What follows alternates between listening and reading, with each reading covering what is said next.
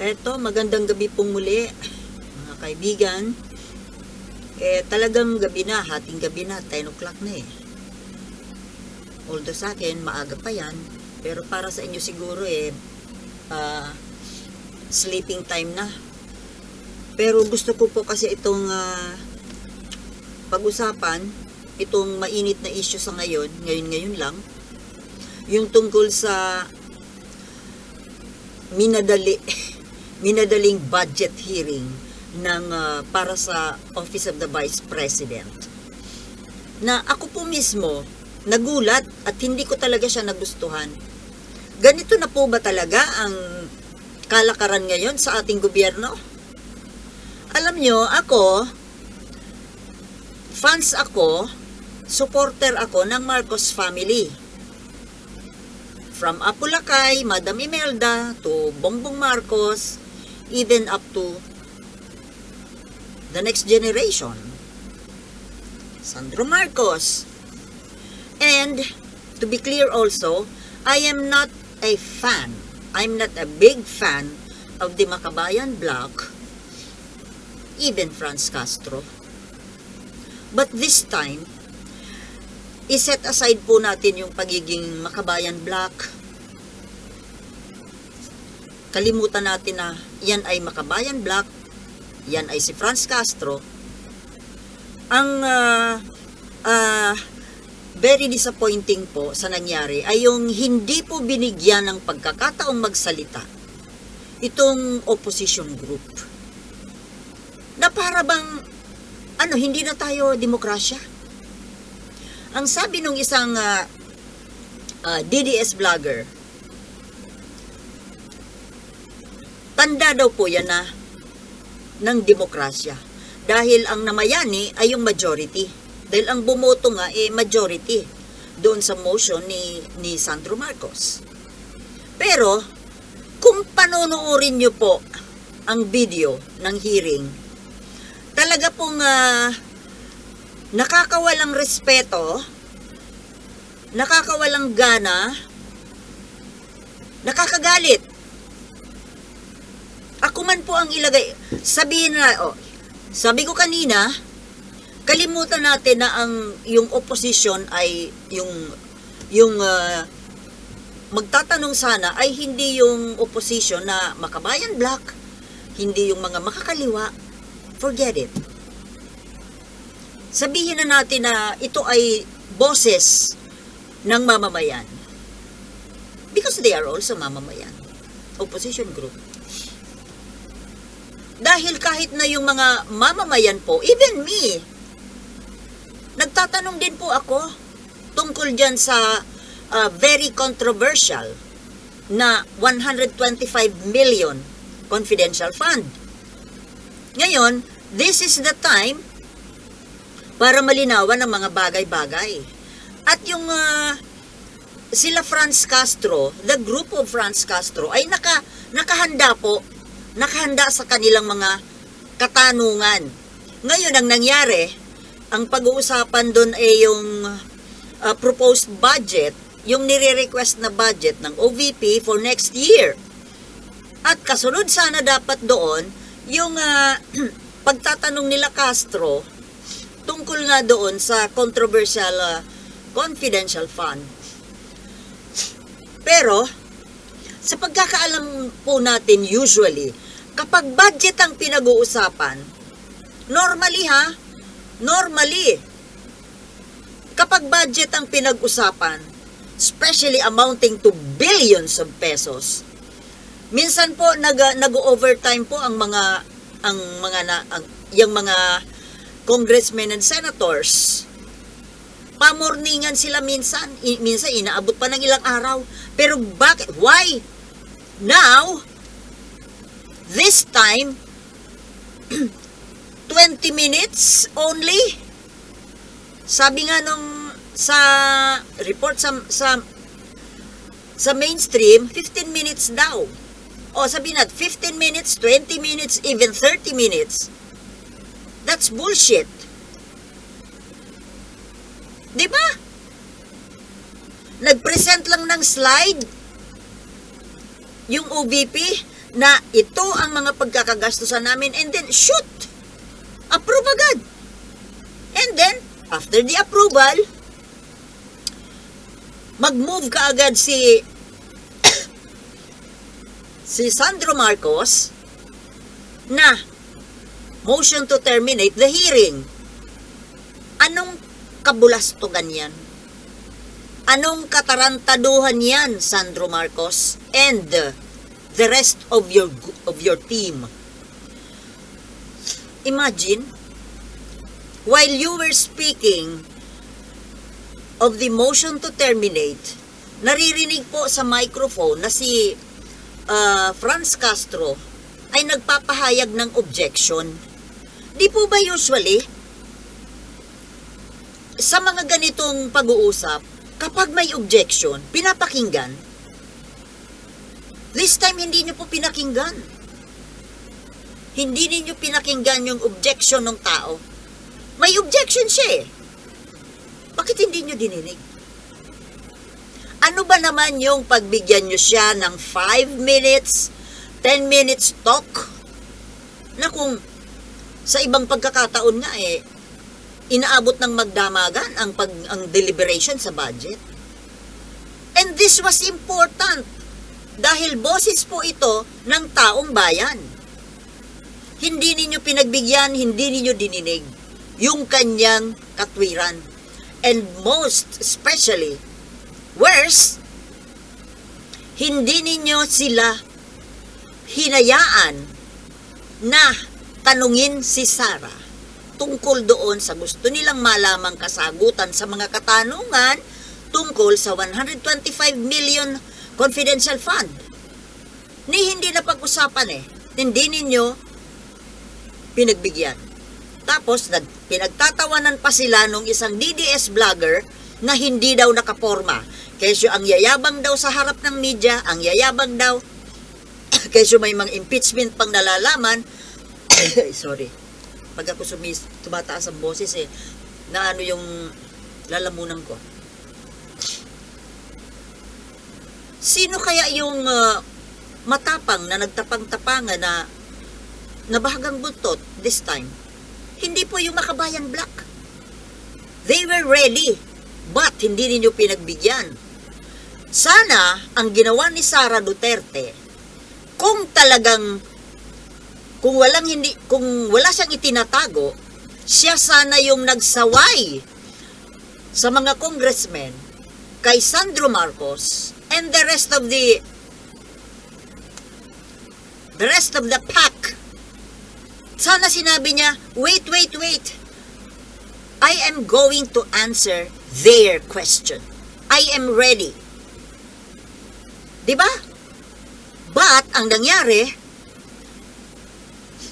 nagsasalita si Franz Castro, nagtayuan yung iba, even nauna pa yatang tumayo si Sandro Marcos, and then later on, si Sara, ang babastos po ninyo. Yes, ang babastos. Mga representatives of your people in your district, hindi kayo marunong rumespeto sa kapwa ninyo representative. Mga matataas ang pinag-aralan ninyo, ang iba sa inyo mga abogado, mga doctorate masteral. This was a sign of dictatorship. Hindi po yun simbolo ng demokrasya. Dahil hindi ninyo dininig ang boses ng taong bayan. Because Franz Castro and her group were also representative of a group of taong bayan. Taong bayan, those who are questioning that controversial issue, including me. Gusto ko sanang nakita yung showdown. Nasabi nga ni Vlogcaster, there will be a showdown between the Marcos and the Dutertes in Congress. Nasaan yung showdown? Sa totoo lang, binastos nyo. Porke ba ganun ang tingin nyo doon doon sa grupo? Tatatlo lang silang minority na nga sila. Minority na nga. Hindi nyo man lang dininig yung boses ng maliit na grupo. Tatatlo ka tao. That was bullying. Di ba? You bullied the minority group. Halatang halata po na pinagkaisahan ninyo. At halatang halata nakasabot si Sara Duterte doon sa pinagkaisahan ninyo yung maliit na grupo ng minority. Nakakagalit po talaga. Ako po, Marcos supporter. But this time, Sandro Marcos, hindi ko magets kung bakit ganun ang ginawa mo. Supporter ako, pero Marcos loyalist ako, pero madali po akong madismaya kapag nakakakita ako ng mali. Wala ba itong blessing galing sa taas? Nagkakasundo? Kapag ba pagdating sa budget, okay tayo? Well, kung sa bagay, there's something in the corner of my head na parang, okay lang, maaga pa naman eh. You know what I mean? Kaso, isa pa dito, ang ipinagtataka ko, why such big amount para sa OVP? 2.3 billion.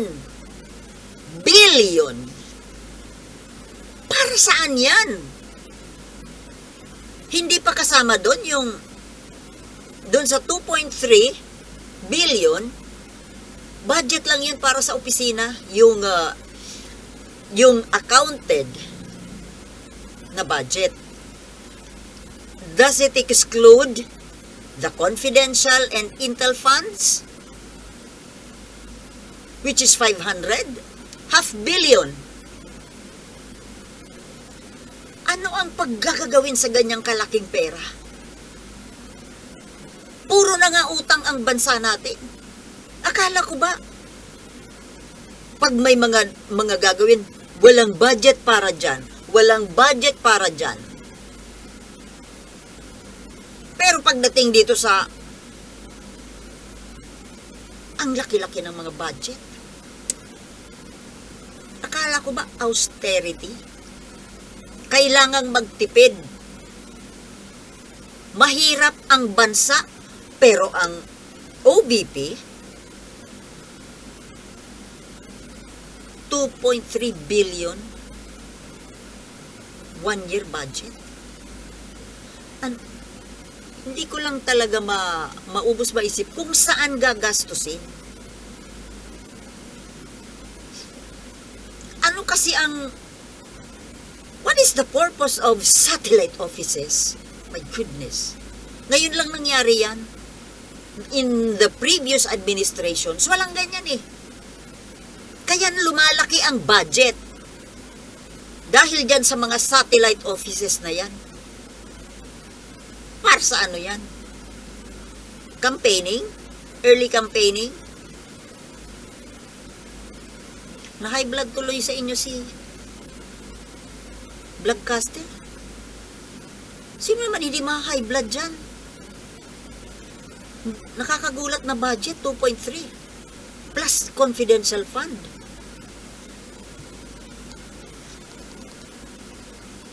Tapos ang daming mga barangay na walang kalsadang matino. May mga walang kuryente, mga walang patubig. Ang daming namamatay sa sakit. Walang pampagamot. Tapos may mga opisyal tayo sa gobyerno na puro pasarap.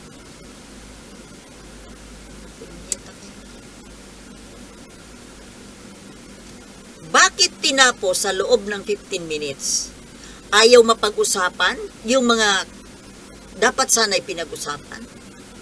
Bakit? BP Sara, hindi kayang sagutin? Akala ko ba kaya mong sagutin? Bakit nabahgang buntot mo?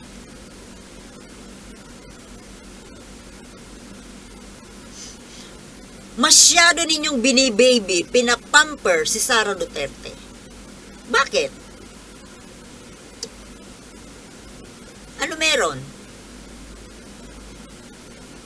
Hindi ako magugulat kung a few months from now, pati yung Manila Bay reclamation na yan maa-approve yan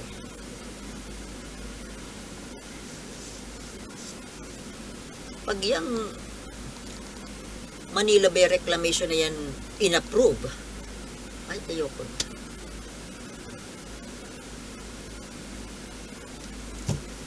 Hindi na ako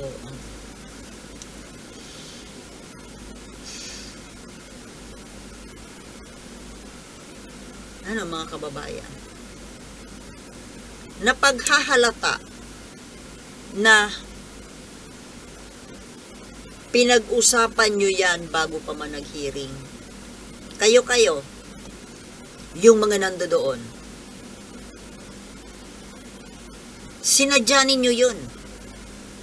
Sinadya ninyo na hindi makapag-question yung Makabayan Block.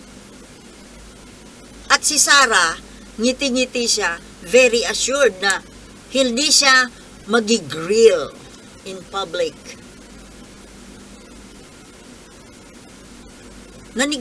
Sigurado na Alam niya na hindi matutuloy yung pagkukwestiyon nila Castro. Dahil scripted. Sobra pong kabastusan ang ginawa ninyo dito sa Makabayan Block na ito. Hindi ko sila kinakampihan dahil gaya na sabi ko kanina, hindi ako fans ng mga makakaliwa. But this time, yung ginagawa nitong Makabayan Block ay makabayan talaga. And this time, ang tingin ko sa kanila, mas makabayan sila kaysa dun sa inyong mga majority na bumoto ng yes to terminate. Halatang halata kayo na mukhang mayroon na namang envelope na umikot. Very obvious.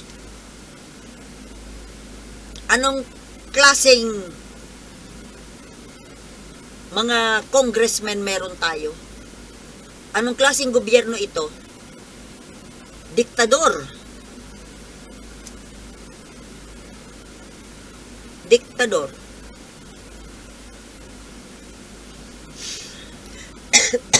Nakakalungkot. Kasumpa-sumpa yung ginawa ninyo kanina dyan sa Kongreso. Budget hearing in 15 minutes, pasado. What the F? Tapos hindi ninyo pinagbigyan pakinggan yung gustong magtanong at yung mayroong objection. Dinedma ninyo. Pagkatapos, nagsasalita yung tao, may objection nga She has the right to speak. Tapos pinatayan ninyo ng microphone. Bastos. Yes. Bastos sa pinakabastos. In front of national television. Pinakita ninyo na kaya ninyong mambastos. Kayo mga may pinag-aralan kayo, kaya ninyong mambastos ng kapwa ninyo. Kung yung kapwa ninyo kongresista kaya ninyong bastusin, what more kami na maliliit na tao? Di ba? You are disappointing. Very disappointing, Sandro Marcos. Nakipag-connive ka dito sa mga Duterte. Sa mga kaswapangan, mga pagkabuaya. Alam niya na mayroon siyang masusukol siya. Kaya ginawa ninyo, huwag nang pag-usapan. Hindi ba? You're disgusting, the two of you. All of you there. Sandro Marcos, VP Sara, and the rest of your Yes Group.